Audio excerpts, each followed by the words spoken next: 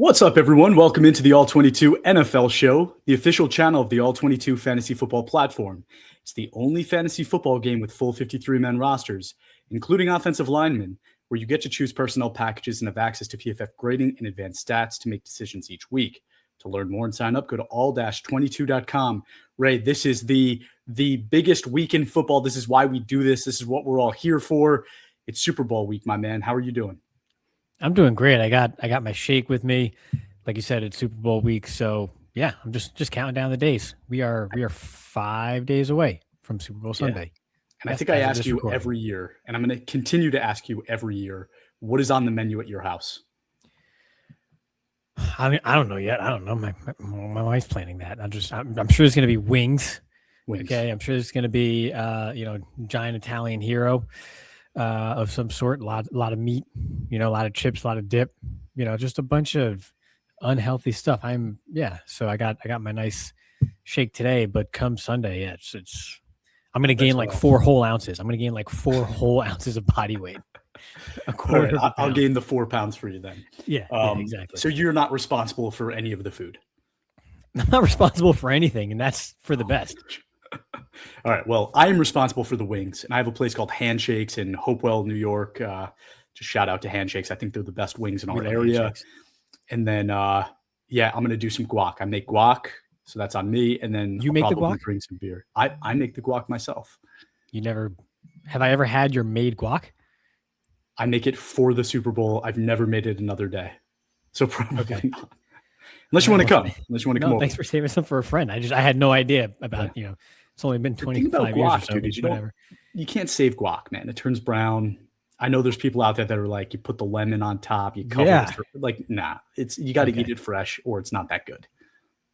Yeah, well, I wouldn't know if it's good or not because you never told me this. So, all right. Well, anyway, very exciting stuff with the Super Bowl this week. And we wanted to do a little bit of a preview, maybe make some predictions. Ray, I know you're not like a huge prediction guy, but let's kind of talk about it. I think there are a few really interesting things about this matchup, right? Because we've kind of gone through, I don't know, if you're between 15 and 30 years old, you've probably had Tom Brady or Patrick Mahomes in like every other Super Bowl of your life. This is the first year without that, in my opinion, right? Like in some time, we haven't had a game where there's not this like mega superstar quarterback in the game. And instead, I think we have what's really a battle of balanced teams, which is something I'm super excited about. Makes the year a little bit more interesting when we get matchups like this. I was trying to think when the last time we had a matchup without a superstar quarterback. Not sure if you like have that off the top of your head.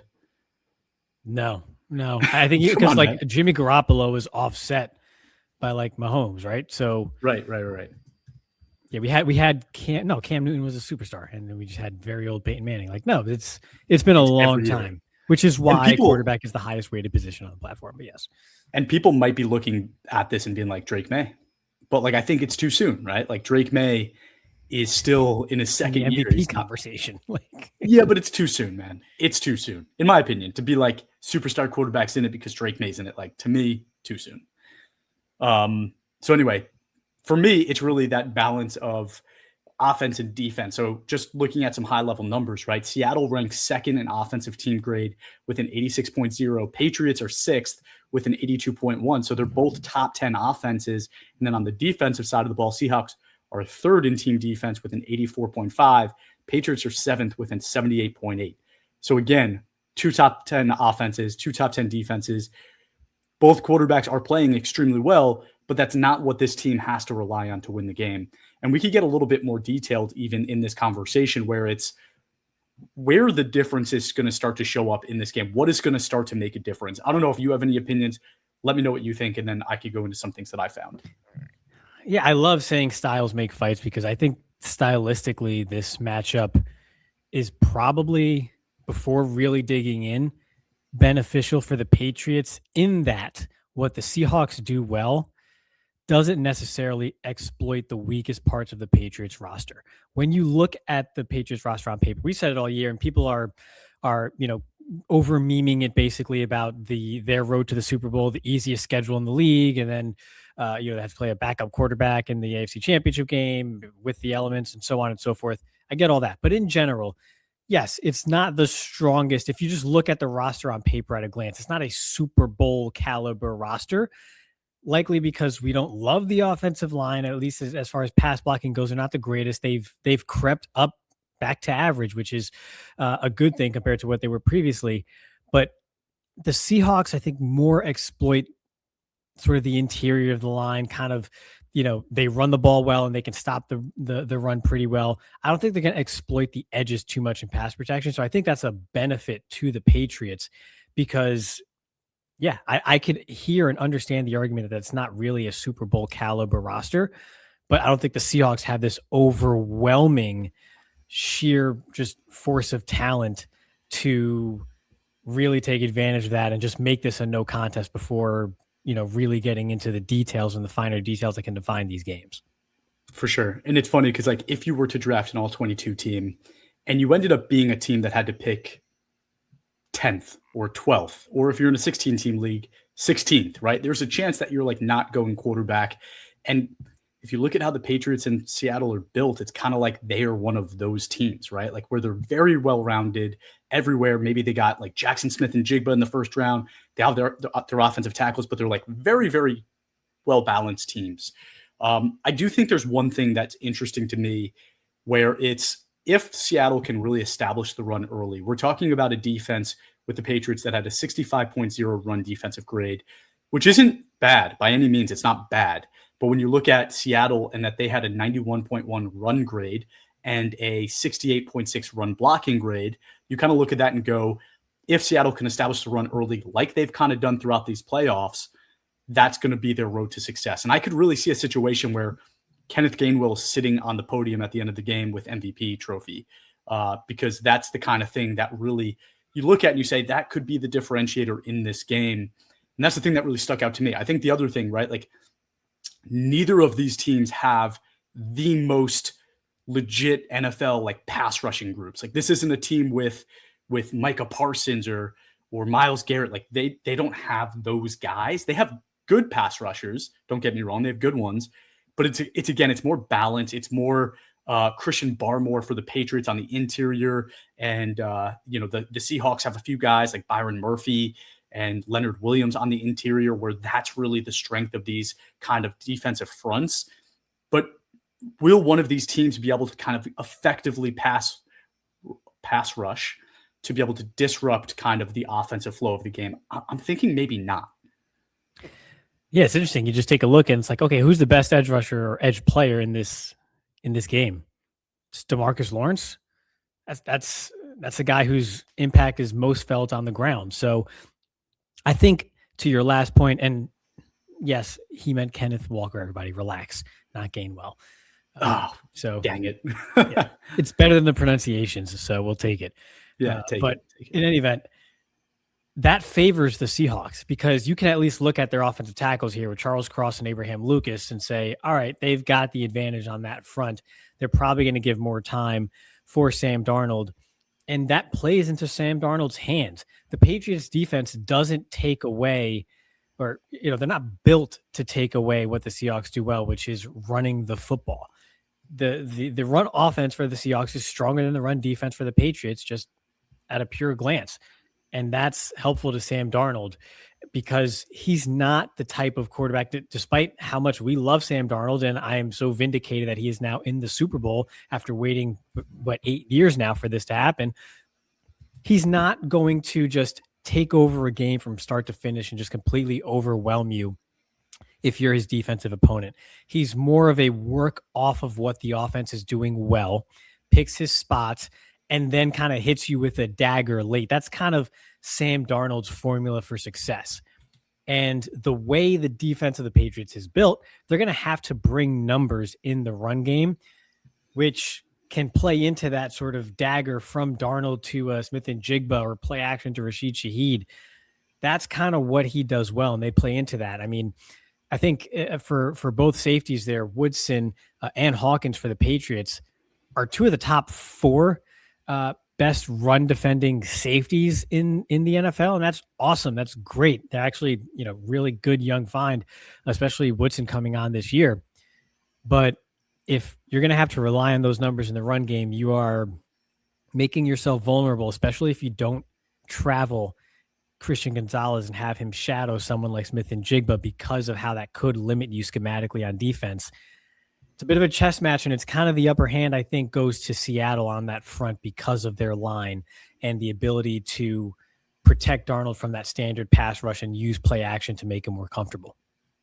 All right. So why don't we go through kind of like position group against position group, and we'll just say, like, who do you think wins the matchup? Like, if you had to choose between, let's start it off, Seattle offensive line versus Patriots defensive front, who are you taking? I got to take the Seahawks offensive line. Okay. If you were going to go with the Seahawks receivers or the Patriots defensive back group, who are you taking? That's my favorite matchup of the Super Bowl. I'm still going to go Seahawks receivers, but it's close. It's close. Closer than you would think. Okay, let's flip it. If you were going to go with the Patriots offensive line versus the Seahawks defensive front, who are you taking? Don't make me do this, Chris. You're going to make it sound lopsided. It's Seattle. Okay, if you were going to go with Patriots receiving group or Seattle defensive back group, who are you taking? I'm going to take the Patriots receivers. Whoa, no, you're not. No, you're not. Yes, listen. Okay. Josh Jobe, if he plays 25 snaps, we have a name for this, okay? We have a name for this, and we're going to use a different word. Mm-hmm. Find the scrub, okay?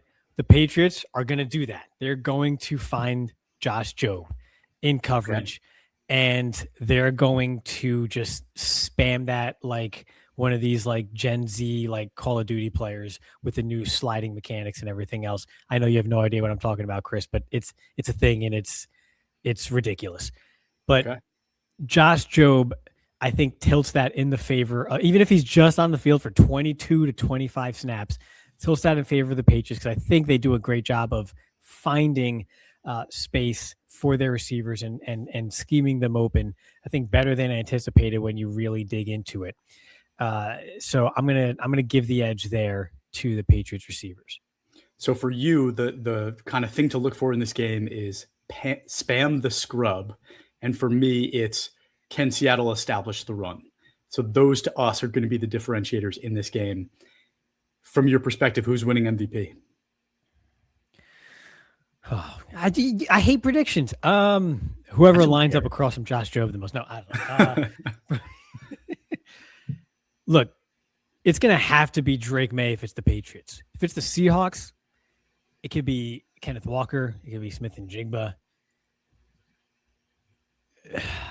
Don't make me do this. It could. I mean, if it was the Patriots, it could be a defensive player, right? It could be whoever forces turnovers, right? If somebody gets a couple picks or a couple sacks, like it could be a defensive player for the Patriots. If it's not May, it's going to have to be. I mean, so here's the thing, right? Christian Ellis, the fourth highest graded pass rusher at linebacker in the league this season. We talked about it a little bit earlier. The Patriots are going to have to bring numbers if they want to affect both the run game and the pass game, the pass rush, because the Seahawks are a bit stronger, especially on the edge of that offensive line there at tackle. So if they have to bring numbers and kind of manufacture some pressure, Christian Ellis is the guy to do that. So yeah, he could have, maybe he gets a strip sack 6 or something like that. That could happen, but he is a key factor in the game for me on defense for the Patriots, because stylistically, if they have to bring additional pressure, he's the guy to get that done the best. So I'm looking at Christian Ellis, linebacker for the Patriots, as an X factor, if you will. Do they still call those that? Is that like a thing in Madden? I don't know. I haven't played that since it was good back in 2005. So but X factor Christian Ellis on the Patriots. I think he's going to have a big role if they're able to stem the Seahawks offense. Okay. All right. So with that, I already said mine, right? I said Kenneth Walker is who I think will be MVP of this game. I just threw out like 5 names and just said whatever. Hopefully I have enough there that I could just be like, yeah, I was right. Yeah. That's typically your stance. You just litter it and then you're like, yeah, I got it right. I'll do a Patriot one though, just in case. Drake May. Just said it would have to be. Just kidding. I actually had a kind of a funny thought, not necessarily funny, because like my stance, right? Like guys with like bad criminal records, I typically like will just cut them from my team. Like, what does the NFL do if Stephon Diggs has like 300 yards and Drake May only throws for 300 yards? Like, Did they give it to Diggs? He's like has like a criminal suit against him right now. Bro, is there like a monetary reward? Did you get like an extra like $50K for being the Super Bowl or he gets a car, right? Don't they typically give you like a car? Something. And then you have to pay taxes on that. But I mean, because he's had like 5 kids this year, so he'll probably have to sell the car and just to support his offspring at this point. Because he's in his 30s now. His career's not going to last much longer. But I think he needs it. I think they want to help him out because they don't want that to be like, you don't want him to go down the wrong path just to try to support his family down the line. So we're here for the kids, for sure. We're here for the kids. Exactly. Yeah. I don't know how he got there, but yeah. Yeah. Well, because I was saying like my MVP for the Patriots. Yeah. Okay. The over under on the game right now is 46.5. You're taking the over or the under? That's only 23.5 points a team, right? Like it's not that much in today's NFL. I'm going to go over because there is no top flight sort of game wrecking pass rusher that makes it really hard on the offense to move the ball, especially between the 20s. I'm going to go over. I'm going to take the under. Because I really think Drake May is not going to be able to move their offense the way they had been. They're not going to score a ton of points. The Seahawks are going to get ahead early. And then I see the Seahawks kind of coasting the second half. Wow. I see the Patriots trying to throw a bunch of passes, right? But it could lead to turnovers with that Seahawks defensive back group. So I'm going to take the under on the 46.5. I'm happy we disagreed on that. The spread is 4.5 points in favor of the Seahawks. Do the Patriots cover that? I could see like 27, 23, 30, 20, 27. I could see that. So I would say yes. I'll say yes. And I have like a little ace in the hole that I hope they have an ace in the hole for that, which we'll talk about a little later because it's not most pertinent to the spread per se. But they cover. Okay. Yeah, I'm going to say they cover just because Vegas doesn't allow things not to go in their favor. And I think a lot of people are either going to be going the under on this one. So what's going to happen is like the Seahawks are going to be up like 2 touchdowns with like a minute left, and they're just going to let them score a couple points to get that. That's going to work. Okay. This is fantastic. And then do you have a prediction for first TD? Just kind of going through the prop bets. Yeah. It's going to be, you know what? I am way higher on the Patriots than you are right now, even if I might not pick them for this game. Okay. I'm just going to go Travion Henderson. I'm going to keep it real simple, Travion Henderson. Low key, that could be a good MVP pick, right? Because he's the kind of guy that could make a huge impact on this game. If he ends up breaking a couple runs, right? Like big runs, scores a couple touchdowns, like that's a good MVP pick. I like that, Ray. That was out of the box there. I'm gonna go Kenneth Walker for the first TD. Just gonna say Kenneth Gainwell, actually. Let's go back to Kenneth Gainwell. Yeah. Yeah, he's gonna be the first TD. All right. Well, what's your point you were going to make before? What is that relevant to? So we just sat here. We went position by position, right? We threw out a couple potential key under the radar players, right? Christian Ellis, Josh Jobe. That might not be so under the radar. I guarantee he's not under the radar in the film room or in the offensive game plan for the Patriots. I'm not going to ease up on that one at all. And I know he was better in the second half, I think, of the year, but no. He's still like the 80s when it comes to just overall just coverage effectiveness among all corners in the league right now, in man or zone. It's just not a pretty picture whatsoever. But there's always, or not always, but often a trick play here or there, right? You think back, Antoine Randall throwing reverse touchdown passes to Hines Ward and things like that. There's always some type of well-timed trick play that can turn the tide. I think the Patriots are more likely to do that here than the Seahawks. I feel like that's more the Patriots' realm here. You call it at the right time, kind of, entering that middle eight or exiting that middle eight of the game when, things may be slipping a little bit, or maybe you're kind of getting the edge a bit and you can really just kind of hit a haymaker that the opponent doesn't see coming. I think the Patriots are more apt to do that than the Seahawks. And that type of stuff just changes the entire complexion of a Super Bowl. So I'm looking for who executes the best trick play. And if there's none, I'm going to be pissed, because I think that's an actually critical part of Super Bowls, given the extra time to prepare, the magnitude of the game. You're letting it all hang out. I'm looking for who gets the best trick play. And then also Kayshon Boutte. I know we referenced and people think of Rashid Shaheed as like the deep threat who can get behind the defense, has the speed, play action, Seattle, all that. Like it's a great fit. Yeah, that's fine. And that's all great. But Kayshon Boutte, whatever. I'm just going to roll with whatever just feels right at the time. Just say Boutte. Yeah. I want to keep hearing you say Boutte. Yeah. 48% of his passing yards for the season came on throws of 20 yards or more. And I think on like 10 total targets. So he is just as effective of sort of a deep downfield receiver as anything else in his game. If the Patriots can get that going,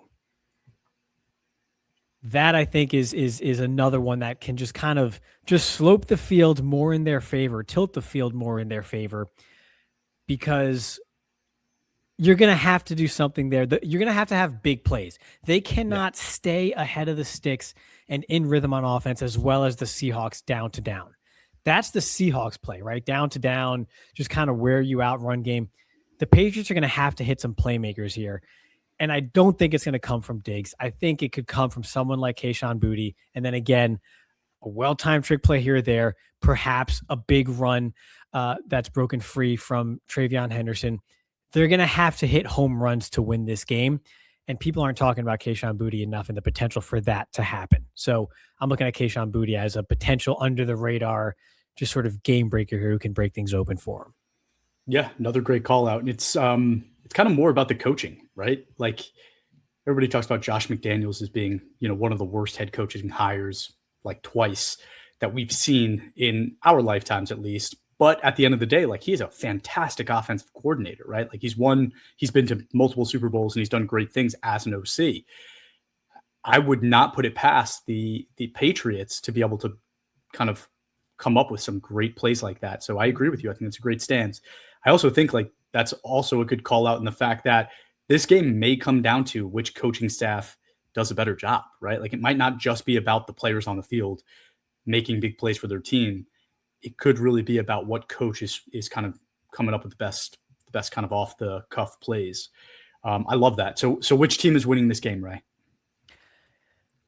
The team whose coaches kind of pulls the right levers and pushes the right buttons is going to win this game. In all seriousness, because there's not like a dominant quarterback or a fully just dominant unit as far as one side of the ball over the other. Like we're not, neither of these teams as good as they are, especially the Seahawks. There's no Houston Texans defense here that we go, damn, they just overwhelmed the opponent here, just had 6 sacks and there was just nothing they could do. It's not that kind of game. We're not going to have, the Rams scoring 6 total points or whatever the hell it was a few years ago, right? When it was just completely shut down. I think it's close enough that it is going to be that coach that turns the levers. And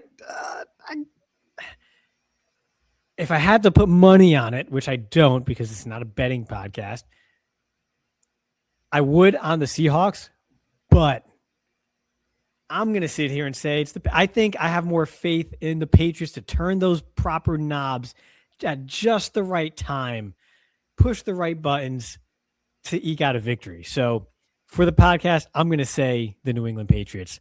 I hope I didn't steal your answer. No, of course I didn't, because you've been ragging on the entire episode. So, well, I'm going to just go through, right? There's been a kind of post that's been going viral, and I'm going to take you through it. So in week 1, the Patriots played the Raiders, who fired their head coach. In week 2, they played the Dolphins, who fired their head coach. In week 3, they played the Steelers, whose head coach resigned. In week 4, the Panthers. In week 5, the Bills, who fired their head coach. In week 6, the Saints. In week 7, the Titans, who fired their head coach. In week 8, the Browns, who fired their head coach. In week 9, the Falcons, who fired their head coach. In week 10, the Buccaneers. In week 11, the Jets. In week 12, the Bengals. In week 13, the Giants, who fired their head coach. Then they had the bye. Then in week 15, they played the Bills again, who fired their head coach. In week 16, they played the Ravens, who fired their head coach. In week 17, again, they played the Jets. And in week 18, they played the Dolphins, who fired their head coach. There's 1, 2, 3, 4, 5, 6 games, and really only 3 teams, because a couple of them are dupes, that didn't lose their head coach this season that the Patriots beat. That's that doesn't give me a lot of confidence in actually how good this team is. And then again, I talked about how the Patriots in this playoffs, they played the Texans, who, if you would have asked me before the season, I probably would have predicted they would have gone 7-10. And instead they were fighting deep into the playoffs. And they beat the Broncos, who I think probably would have been the best team from the AFC to be in this game had Bo Nix not gotten injured before the game the Patriots beat them in. So I don't know. I really believe this is the first matchup where the Patriots are facing very, very good competition. On top of that, or I'd say counter to that, do you really want to bet against the team that has all the luck happening for them and on their side right now, right? Like, it's like, why do I think that luck is just going to end, right? Like, Sam Darnold has like his oblique thing going on. Like, what if Sam Darnold, God forbid, like, right? I don't want to say that. I'm still picking the Seahawks, but that whole conversation was to say there's one team with a whole bunch of luck on their side right now, and that is not the Seahawks. All I heard was that Mike McDonald should update his resume based on that listing there. Yeah, sometimes, well, it's always better to be lucky than good, and sometimes you just have a horseshoe up your ass, and like that could just be the Patriots this year. Yeah, which is basically what I'm riding for this pick here, because we went position by position, and the Patriots were like 1-6 overall. But yeah, let's just ride with the vibes, because it is one game left. Throw it all out the window. Like I said, they can turn the right knobs, push the right buttons just enough to tilt things in their favor. But they're going to have to hit that trick play. Kayshon Boudy's going to have to get behind a safety or two. Trayvon Henderson is going to have to break that long run. Christian Ellis may have to get that second level sack. It can happen. They had extra time to prepare. I think, I'm who am I, Chris? Who am I to bet against luck? Who am I to We're bet not bettors anyway. I don't bet. Exactly. So that's not something I'm going to do. This is a fantasy podcast. All right. Well, anyway, the next kind of thing we wanted to talk about was there is an award ceremony happening on Thursday night, and they're going to give MVP, Offensive Player of the Year, Defensive Player of the Year, Rookie of the Year on both sides, right? All that fun stuff. But the thing that we are really excited about is the first ever Protector of the Year award. So I don't know if people saw it, but last year we did kind of a when they announced that this award was going to be a thing in 2026, we had some fun and we did it for 2025, and we decided it was Chris Lindstrom last year, who was amazing. This year, they released their finalists, and I'm just going to read you their names, and then I'm going to give you kind of a final three. And then I want to go through it together and figure out who we think the NFL Protector of the Year should be. But Garrett Bowles and Penny Sewell are the two tackles that got nominated. At guard, it was Joe Thuney and Quinn Miners. Nice. Good job. Right? You saw that. And then at center, we have Aaron Brewer and Creed Humphrey. That's very similar to the list that we discussed when we were kind of going through our Player of the Year by position, right? Making our All-22 Team of the Year. When we went through ours, we had Penny Sewell be the tackle of the year. We had Quinn Miners being the guard of the year, and we had Creed Humphrey being the center. So if you agree with me, I think we narrow the list further to those three guys, since we kind of already did that. Yeah. You're on pace for that. You're good. I'm good. I'm good so far. You're feeling good. Okay. Yeah, this is your segment. Run with it. All right. Well, I'm gonna go through. I'm gonna read you some kind of numbers that I wrote down for each of them. Penny Sewell, I'll start with him, tackle for the Detroit Lions, played 998 snaps and finished first at tackle with a 95.2 offensive grade. But what truly made this year special for him was his 96.8 run blocking grade, which was 4 points higher than the second best tackle. Not something we see very often. An absolute bulldozer. His 11 hurries allowed were also the fewest in the NFL for a tackle. So not only was he the best run blocking tackle, he also led up the fewest amount of hurries amongst tackles. So having that balance, again, pretty special. Okay. At guard, we had Quinn Miners, another strong option, playing over 1,100 snaps at guard for the Denver Broncos. Quinn finished first at guard in both offensive grade and run blocking grade. He is a big reason why the Broncos made it as far as they did. And somebody I feel very strongly is the best guard in the NFL this year. Last but not least, we have Creed Humphrey, center. Last but not least, we have Creed Humphrey, center for the Kansas City Chiefs. Creed played over 1,000 snaps and finished first in offensive grade, second in pass blocking grade, and first in pass blocking grade amongst centers. I think easily he offers the best balance amongst this small group. I could give you some further details if you're interested. Otherwise, I think we have a pretty tough decision here to call out the protector of the year. It's tough if you're going to use the left side of your brain, which that's the logic side. If you didn't know, Chris, I think someone fact check me. I'm 90% sure it's the logic side. But I'm the vibes guy. I've been vibing this entire podcast while you've just been trashing the Patriots. I'm going to keep the vibes going. Whoa.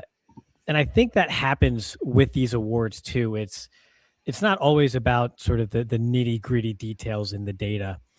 A lot of it is, okay, well, how good was everything else around you too? How good did your team end up being? Did you make the playoffs? Were you in any iconic moments that anybody could just look back on and instantly recognize? And I think that's where someone like Creed Humphrey has a disadvantage, because this was a clear down year for the Chiefs. They didn't make the playoffs. Mahomes got hurt, so on and so forth. It was just bad all around. Didn't meet expectations. Miners, people just don't talk about him enough for how good he really is.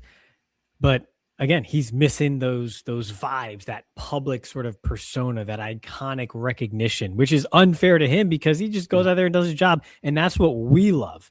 So we want to reward that, of course.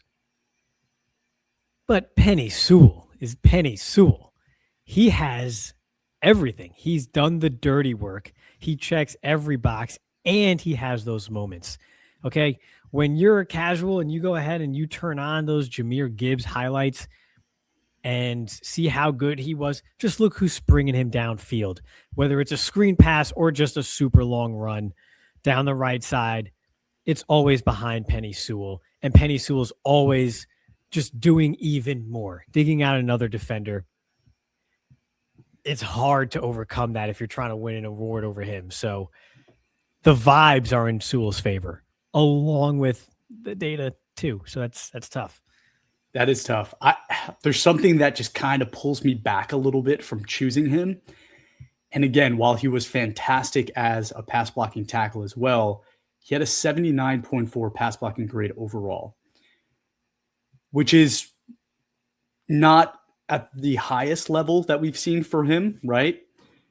And I agree with what you said about Quinn Miners as well. And I think a big reason he's kind of overshadowed is because Garrett Bowles is also there. They have two guys on this list, right? And it's an offense that was extremely well-rounded and a very well-rounded team. So he doesn't get recognition. So here we are, round of applause. I think he's finishing third on our list, but we're still going to give him a clap. My vote when we were going to do this was going to be Creed Humphrey. The balance is insane, Ray. Okay, we're talking about a guy, again, for his position, was first in offensive grading, 89.6, second in run blocking with a 90.0, and then first in pass blocking with an 83.3. That's just balance, right? Like, it's phenomenal balance. It is also the fifth year in a row. Again, we're just doing this for this year, but fifth year in a row where he has over 80 grading. Guess what? He's been in the NFL for 5 years. 4 of those years, he's been higher than 89.0 grading. If you're going vibes, I understand Penny Sewell, the run blocking grade, that elite run blocking grade, over 96, insane. But if you're talking about somebody that's doing something different at a position where nobody else is doing it, to me, Creed Humphrey's doing something extremely special. It's kind of similar to what we were talking about Aaron Donald a few years ago. It's like Aaron Donald was doing something consistently at a position where people were not talking about it the same way they were edge rusher. Yet Aaron Donald was the guy that was the biggest difference maker for a team. Kind of feel like Creed is starting to build that repertoire for himself at center. I love data. I like to lean on data. Chris, what's your favorite movie of all time? I muted myself. That's tough. I think in my heart of hearts, it's Superbad. Oh my, okay, never mind. All right. This might be second. Okay, but you either die a hero or live long enough to see yourself become the villain. Ooh, okay? Good movie. I'm going to become everything I hate and just go off of vibes. So I'm going to stick with my pick of Penny Sewell. Wow. And I guess the people will have to decide whose side they're on. Love that. but I'm going to go with the vibes. I think it's healthy to go, sometimes you got to go through life just kind of, riding the vibes, and that's what I'm going to do. Maybe that's my month late 2026 resolution here. Just kind of, just go with the flow, go with the vibes. But yeah, it's Penei Sewell. And yeah, I'm biased. I have so many shares of Penei Sewell. He's on my inaugural team. So I'm not going to go against that. He's my guy. I'm going to ride with Penei Sewell. But yes, love what you're doing, Creed Humphrey. You're also a favorite of mine. You guys were too good to both have on my team at the same time. I couldn't draft both of you. You were both, it was just impossible. You both gone too early. Check your inbox. I'm going to send you an offer for Penny. What do you think? What do you think it would take? What would it take? Wow. It would probably take maybe, okay, it's going to take more than 2 firsts. If I'm being nice, I won't ask for a 3rd first, but I'll need like a quality player. Oh, so 2 firsts and a quality player. Yeah. Yeah. And not like a quality 31-year-old player. Like a legit, I need someone legit. That's an every week starter. Wow. Okay. Yeah. You can't let go of cornerstone tackles. Like you can't. I understand you, especially if you're being effective in this platform. You're probably deep at offensive tackle because of its importance. But you can't, just because you're deep, give up. The top of the line. There's levels to this, and Penei Sewell is at that top level where, at his age, you're looking at nearly a decade more of elite play, and that's expensive. That's very expensive.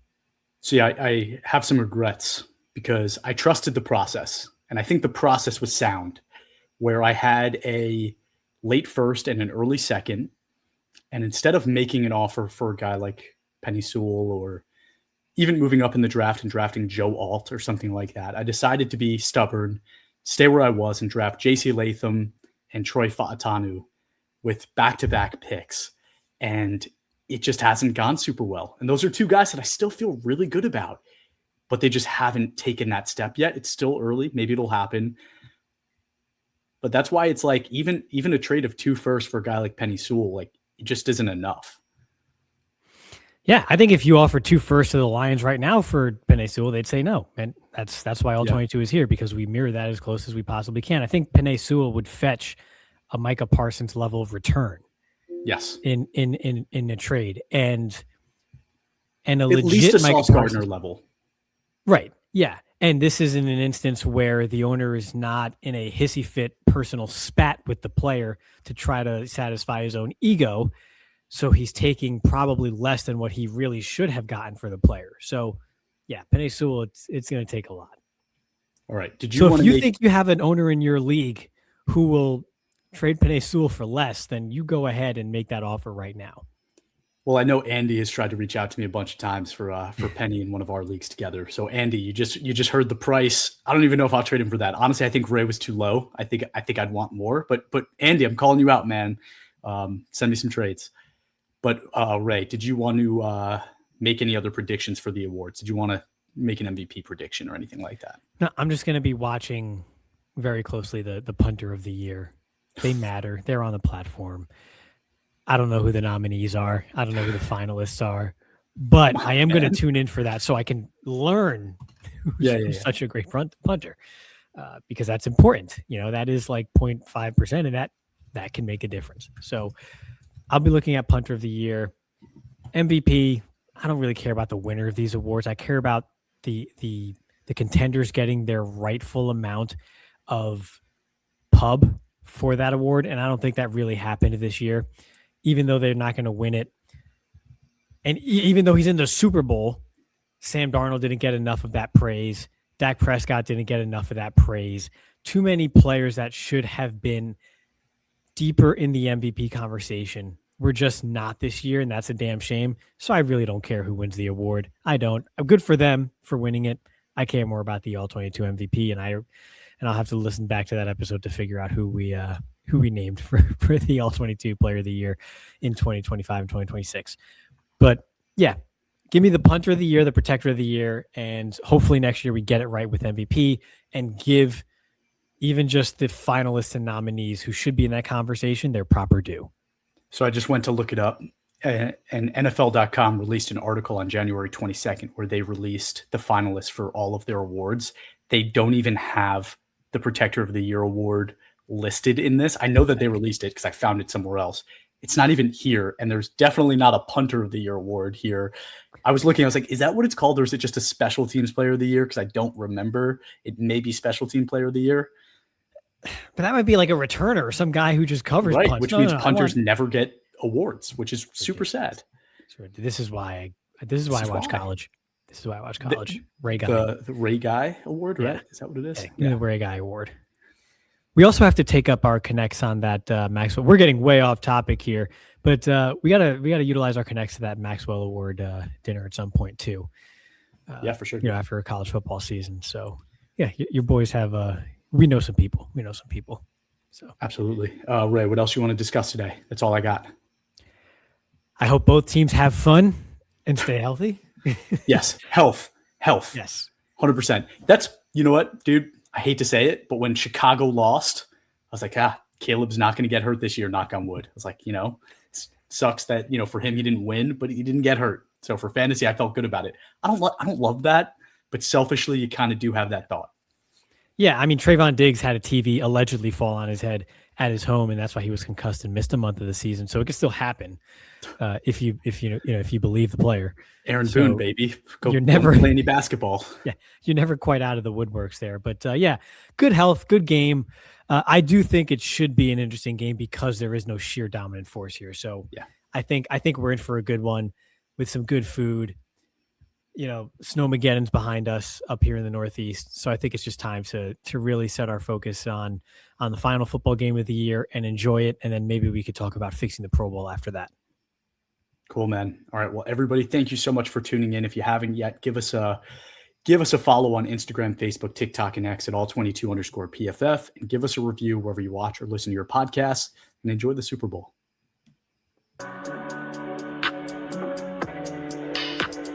Go.